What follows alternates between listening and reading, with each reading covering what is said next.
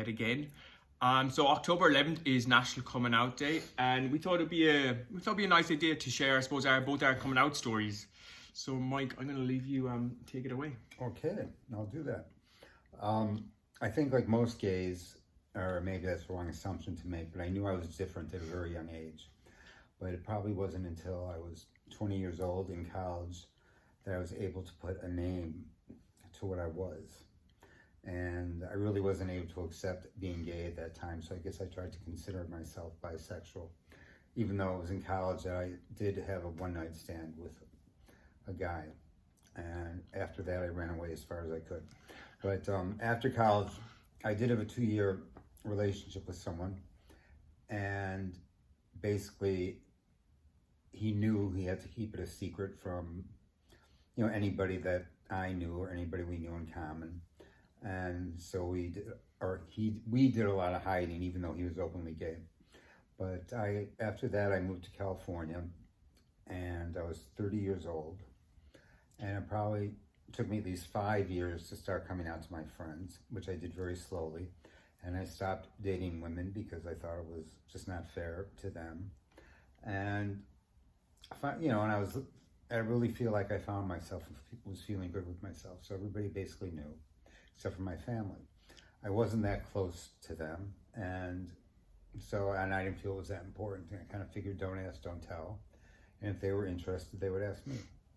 But so I guess I was probably about 40 when my mother called me one day, and she asked me if I was gay, and I said yes. And she told me she loved me, and she thought that if there were any parents who did not love their gay children, they did not deserve to be parents. And I was just really happy. And I'm sorry it took me so long to come out, but first of all, things were a lot different then. And I guess everybody just has to do it on their own time. But it was the best thing I ever did.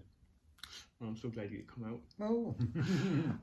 So my story, I suppose, a little different, but it's not, I suppose, it's kind of the usual story. So I grew up in a small town in the south of Ireland. And if I'm being completely honest, I just didn't want to be known as, that gay kid. Like, so whenever people would, say, Aaron, the gay guy, I just didn't want that.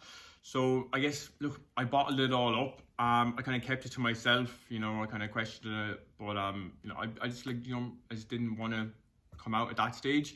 So then I suppose the next kind of stage of my life is I moved to Dublin, and big city life. There were so many more guys. It was like totally field day. It was like a field day. It was like totally different. So obviously I experienced a whole lot more of a gay life, and I kind of realized, I definitely am gay. It's not a phase or anything, but I felt at the time I didn't need to come out. I thought it was strange that people would ask if I was gay or stuff like that. I didn't think I needed to come out. I was content with myself. But as I grew older and later in life, I suppose I realized that I was fed up with being anxious and always looking over my shoulder and people wondering. And it kind of started to play on my head a little bit, and I kind of wasn't feeling the best, I suppose, because I was hiding half of who I am, or a big chunk of my life. So then I went back home one day, because I just it was all building up, and I felt like I had to come out. I had this burden that I needed to get off my chest. Went home, tried to come out, but it was kind of brushed aside.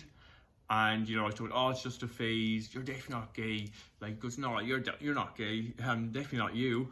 I was like, okay, maybe I'm not gay.